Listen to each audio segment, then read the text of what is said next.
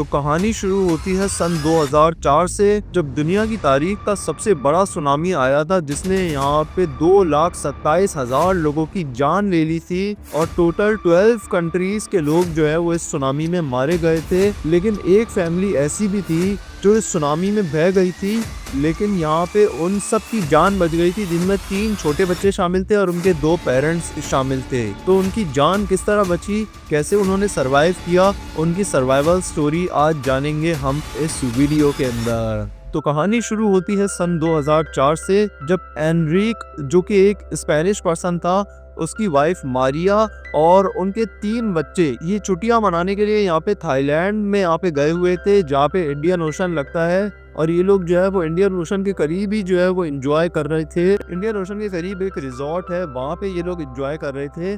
और उसके बाद फिर अचानक से जो है यहाँ पे सारे जो बर्ड्स हैं वो यहाँ पे चिल्लाने लग जाते हैं और सब लोग जो है वो शॉक में रह गए थे कि क्या होने वाला है, क्योंकि ज़मीन भी हिलना शुरू हो गई थी। और उसके बाद फिर जो है वो सुनामी आता है कि जिसने यहाँ पे जो है वो 12 कंट्रीज को अपनी लपेट में ले लिया था एक ही झटके में। और उस सुनामी में सारे लोग यहाँ पे बह गए थे, सब कुछ बह गया था। और उसके बाद फिर यहाँ पे जो मारिया थी वो इस सुनामी में जब यहाँ पे बह रही थी तो उसके सामने फिर एक ट्री आता है, जिसके सपोर्ट की वजह से जो है वो यहाँ पे मारिया जो है वो बच जाती है सुनामी में बहने से। उसका एक बेटा था लूकस जो सुनामी में बह रहा था, तो माँ उसे बचाने के लिए जो है वो उसकी तरफ जाती है अपनी जान को खतरे में डाल के। और यही जो है वो एक माँ की सबसे खास बात होती है कि वो भले अपनी जान खतरे में डाल देगी, लेकिन वो कभी नहीं चाहेगी कि उसकी आंखों के सामने उसके बच्चों की जान चली जाए। और वही यहाँ पे मारिया भी करती है, वो यहाँ पे जाती है अपने बच्चे को बचाने के लिए। और ये दोनों जो है वो सुनामी में बह जाते हैं, लेकिन जो है वो बड़े बड़े पत्थरों और ट्रीज की सपोर्ट की वजह से जो है ये लोग जो है वो बच जाते हैं। और उसके बाद फिर ये लोग जो है उस जगह पे आ जाते हैं जहाँ पे पानी यहाँ पे कम था। और फिर वहाँ पे जो लूकस था उसकी मदर यहाँ पे बहुत ज्यादा जख्मी हो गई थी, उनके पैर में चोट लग गई थी, जिसकी वजह से वो सही तरह चल भी नहीं पा रही थी। और लूकस को यहाँ पे एक बच्चे की आवाज आती है और उसके बाद फिर जो लूकस है वो यहाँ पे उस बच्चे की हेल्प करने के लिए जाता है। और उसके बाद फिर सुनामी की कोई और लहर ना आए तो इस वजह से लूकस जो है वो उस बच्चे को पेड़ पे चढ़ा देता है, यानी कि ट्री पे चढ़ा देता है। और उसके बाद फिर लूकस जो है वो खुद भी जो है वो ट्री पे चढ़ जाता है और उसके बाद फिर वो अपनी मदर को भी जो है वो ट्री पे चढ़ा देता है। उसकी मदर से चढ़ा नहीं जा रहा था, लेकिन लूकस फिर भी जो है वो अपनी मदर को ट्री पे चढ़ा देता है। और उसके बाद फिर ये लोग जो है वो हेल्प का इंतज़ार करते हैं कि कोई रेस्क्यू टीम आए और उनकी हेल्प करे। और उसके बाद फिर वहाँ के लोकल लोग जो है वो उन्हें देख लेते हैं और उसके बाद फिर जो है ना रेस्क्यू टीम आकर उन्हें रेस्क्यू कर लेती है और उन्हें जो है वो रेस्क्यू कैंप में ले जाती है कि जहाँ पर उन्होंने जो है वो सारे लोगों को रेस्क्यू किया हुआ था। और वहाँ पे डॉक्टर्स भी मौजूद थे और एक प्रॉपर मेडिकल एड मौजूद थी। और जो यहाँ पे जो लूकस की मदर है उनको यहाँ पे फौरन जो है वो स्ट्रेचर पे लिटा के मेडिकल देना शुरू कर देते हैं। उसके बाद फिर वहाँ पे एक बंदा परेशान घूम रहा था, उसकी फैमिली उससे बिछड़ चुकी थी, उसको नहीं मिल रही थी। तो लूकस की मदर लूकस से कहती है कि जाओ उसकी हेल्प करो उसकी फैमिली को ढूंढने में। तो लूकस जाता है उसकी हेल्प करने के लिए। और उसके बाद फिर जब लूकस वापस आया तो वो देखता है कि उसकी मदर जो है वो वहाँ पे मौजूद नहीं है, वो बहुत ज़्यादा परेशान हो जाता है। और उसके बाद फिर थाईलैंड के लोग जो है वो उसे एक और जगह पे जो है वो रख देते हैं कि हम तुम्हारी मदर को ढूंढते हैं। और वो डर गया था क्योंकि जितनी भी डेड बॉडीज थी उनको वहाँ पे स्ट्रेचर से उठा के जो है वो लेके जाया जा रहा था। तो उसको लग रहा था कि कहीं उसकी मदर भी जो है वो मर ना गई हो और वो लोग उसकी मदर को भी उठाकर ले ना गए हों। तो उसके बाद फिर अब आपके दिमाग में ये सवाल आ रहा होगा कि लूकस के फादर और उसके दोनों भाइयों का क्या हुआ। तो उसके बाद फिर यहाँ पे जो लूकस था, तो लूकस के फादर जो है वो उसी जगह पे जो है वो बेहोश हो चुके थे। वो जब होश में आते हैं तो वो यहाँ पे अपने बच्चों को ढूंढने की कोशिश करते हैं, बहुत ज़्यादा ढूंढते हैं। उसके बाद फिर वो उसी रिसोर्ट में जाते हैं जहाँ पे वो लोग रुके हुए थे, जिस कमरे में वो वहीं पर ही जाते हैं, आवाज़ें लगाते हैं अपने बच्चों को।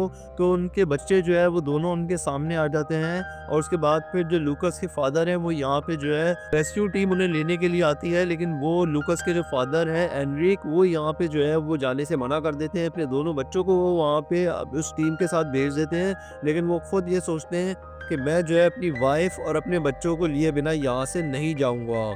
और यही जो है वो ये सोच के वो अपने बच्चों को जो है वो ट्रक पे चढ़ा देते हैं और उसके बाद फिर जो है लूकास के फादर एनरिक जो है वो वहाँ पे अपनी फैमिली को ढूँढने लग जाते हैं। ढूँढते-ढूँढते रात हो जाती है और रात होने के बाद जो है वो जब सड़क पे आ जाते हैं तो एक गाड़ी वाला उन्हें देखता है कि वो बहुत ज़्यादा ज़ख्मी है, तो वो गाड़ी वाला उन्हें भी उठा के जो है वो उस रेस्क्यू कैंप में पहुँचा देता है। और उसके बाद फिर जो लूकास था उसको यहाँ पे जो थाईलैंड के लोग थे वो यहाँ पे कुछ ज़ेवर दिखाते हैं, कुछ ज्वेलरी दिखाते हैं जिसमें कुछ सोने की रिंग्स शामिल थी। तो जो लूकास है उससे कहते हैं कि क्या तुम इन्हें पहचान सकते हो?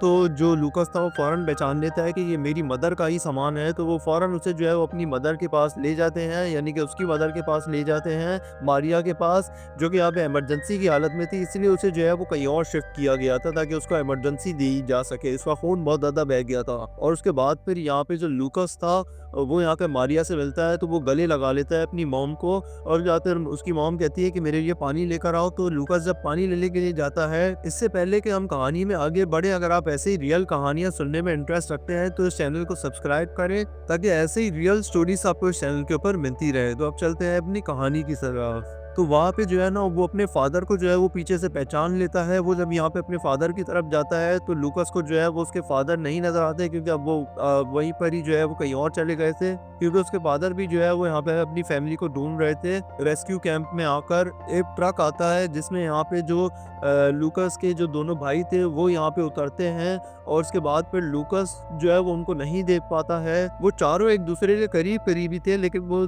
चारों जो है बहुत ज़्यादा भीड़ होने की वजह से एक दूसरे को नहीं देख पा रहे थे। और लूकास जो है वो यहाँ पे अपने फादर को ढूंढ ढूंढ के थक जाता है और वो ज़ोर से जो है वो आवाज़ लगाता है अपने फादर के नाम की, यानी कि एनरिक की। और उसके बाद फिर जो है ना जो लूकास के दोनों भाई थे वो उसे देख लेते हैं और वो फ़ौरन जो है वो लूकास के पास आ जाते हैं और वो उसके गले लग जाते हैं।